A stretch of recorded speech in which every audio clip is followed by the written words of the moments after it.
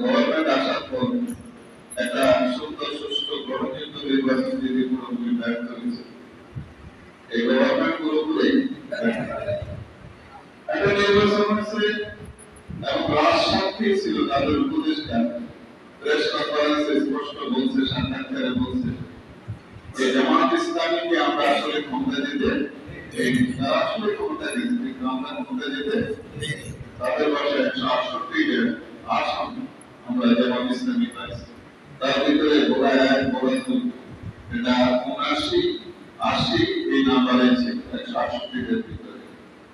সুতরাং আমি যেটা মনে করি আসলে যে আপনারা প্রবাসী প্রবাহ যারা জনগণের আসলে আমরা কি আছি সফল ইনশাআল্লাহ একটা জাতীয় আন্তর্জাতিক প্রেসারে এই স্পিডের একটা চক্রান্তে আমরা হেরে গেছি।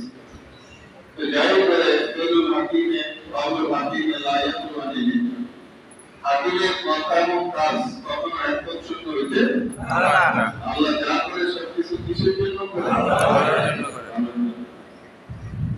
যার গভর্নমেন্ট আসছে আসার পর ষড়যন্ত্র কিন্তু দিল্লি গভর্নমেন্ট সরকার গঠন করল।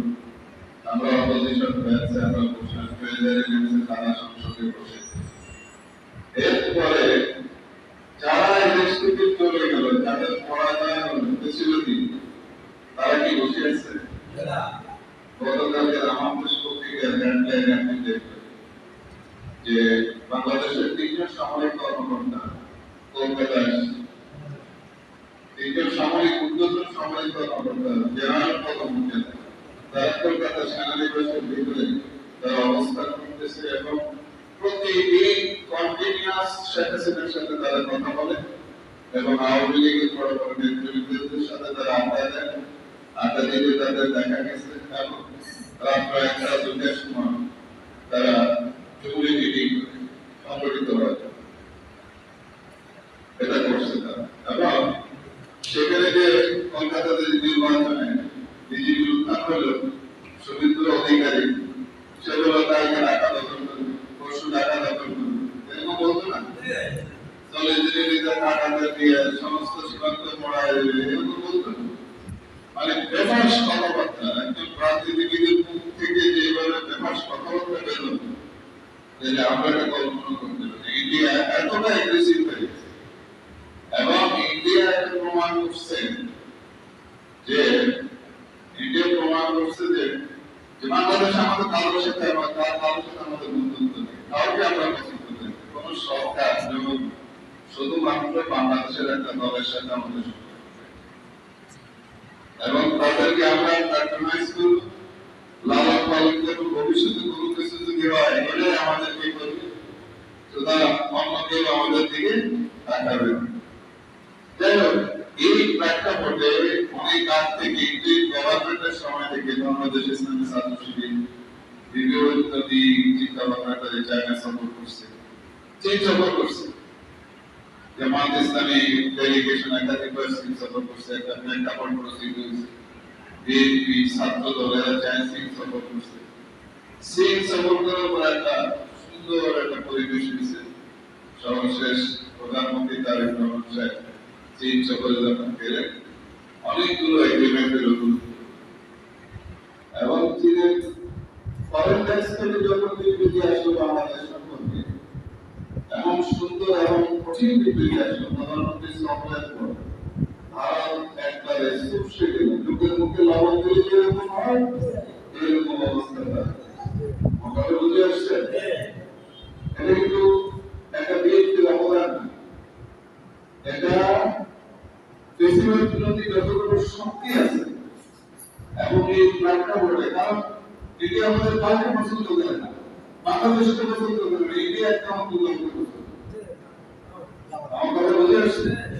সুতরাং তাদের জন্য ইন্ডিয়া আমার দেশকে দখল করবে, হুমকি দিতেছে, তাদের জন্য আমার দেশের বর্ডারটা তাদের হুমকি দিতেছে। সুতরাং চীনের সাথে যখন এগ্রিমেন্ট হবে শুধু একটা যদি এগ্রিমেন্ট অনেকগুলো এগ্রিমেন্ট নিয়েছিল